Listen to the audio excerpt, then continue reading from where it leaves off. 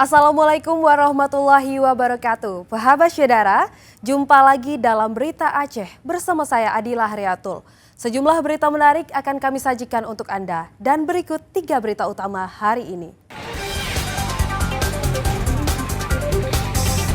Cuaca buruk yang melanda perairan Kabupaten Aceh Timur menyebabkan harga ikan masih mahal.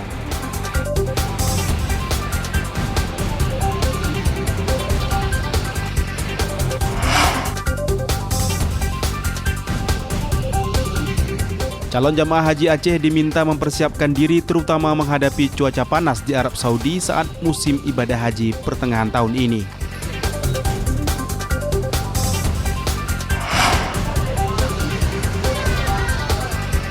Kami akan ajak Anda melihat beragam biota laut sekaligus keindahan panorama bawah laut Pulau Sabang.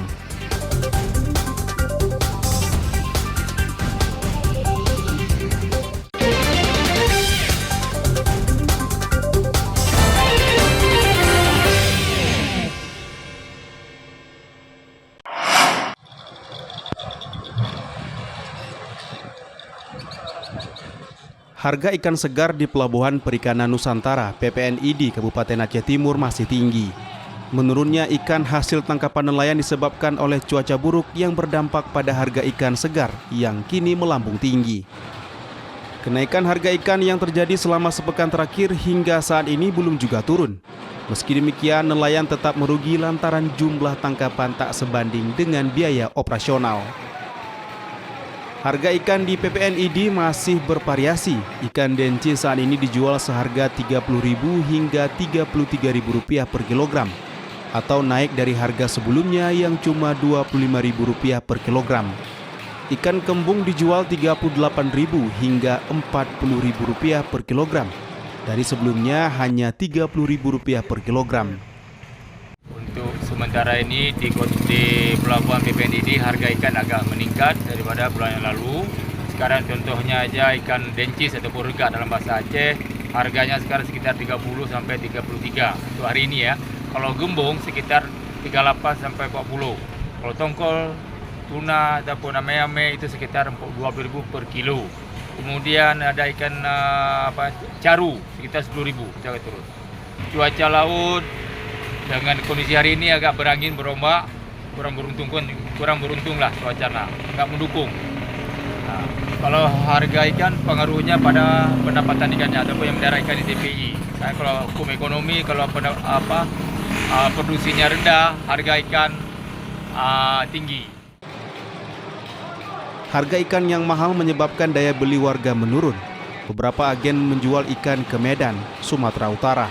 Namun harga ikan saat ini masih dengan harga di Aceh Timur. Akibatnya mereka merugi karena harus menambah biaya transportasi.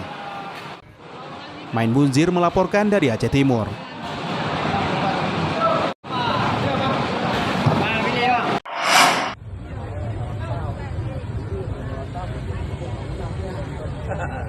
Kebakaran hebat melanda kawasan Pasar Simpang 4 Desa Dayahnjung, Kecamatan Bandar Baru, Kabupaten Pidijaya pada Selasa dini hari.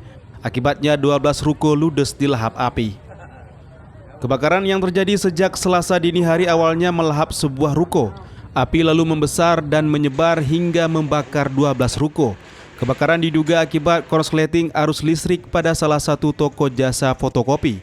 Percikan api dengan cepat menjalar ke bangunan sekitar yang sebagian besar berkonstruksi kayu dan berisi barang yang mudah terbakar. Sejumlah mobil pemadam kebakaran dikerahkan ke lokasi untuk memadamkan api. Namun upaya mereka terkendala karena banyaknya material yang sudah terbakar di dalam toko seperti gas, BBM eceran, pupuk, dan kebutuhan rumah tangga. Beruntung kebakaran ini tidak sempat merenggut korban jiwa, namun kerugian diperkirakan mencapai miliaran rupiah. Yang terbakar adalah sebanyak 12 toko. Setelah terjadi kebakaran jam 12 malam dan telah diatasi sama personil pemadam kebakaran dan telah turun dengan Pak PJ Bupati pada jam 5 pagi tadi pagi, maka pada hari ini atau jam sore ini kami memberikan bantuan ala kadarnya kepada korban kebakaran yang terjadi di desa Daya Anjung, Kabupaten Pidijaya. Oke, ada korban jiwa nggak nih? Tidak ada korban jiwa, tetapi seluruh barang yang ada di toko tidak bisa diselamatkan. Selasa pagi, bantuan sembako pun berdatangan dari Dinas Sosial dan BPBD Pidijaya. Bantuan berupa beras, telur ayam, dan mie instan diharapkan bisa memenuhi kebutuhan korban kebakaran. Tim Liputan melaporkan dari Pidijaya.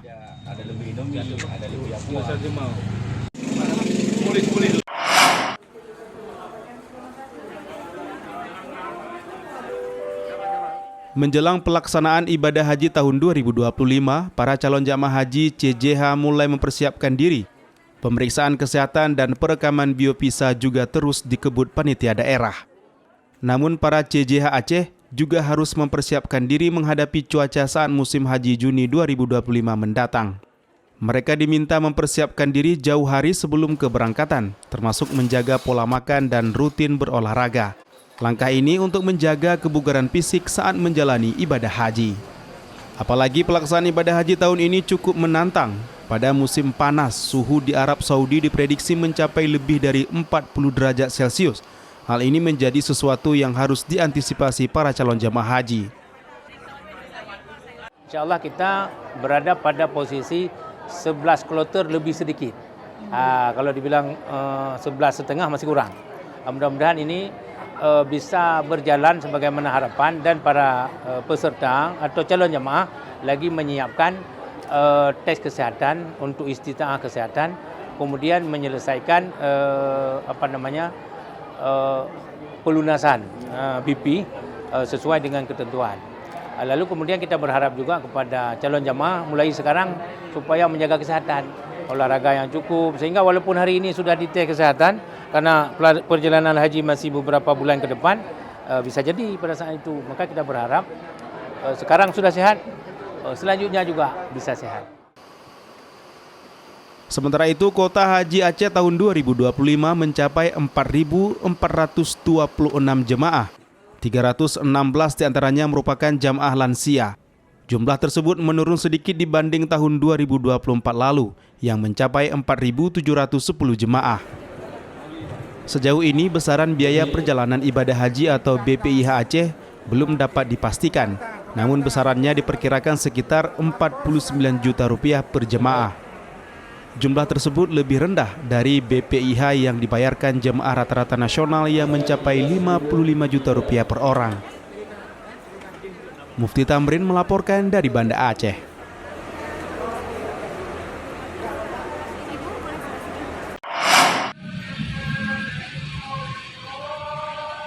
Sejumlah calon jamaah haji CJH asal Kota Langsa mulai membuat biovisa sebagai salah satu syarat administrasi jelang keberangkatan ke Tanah Suci.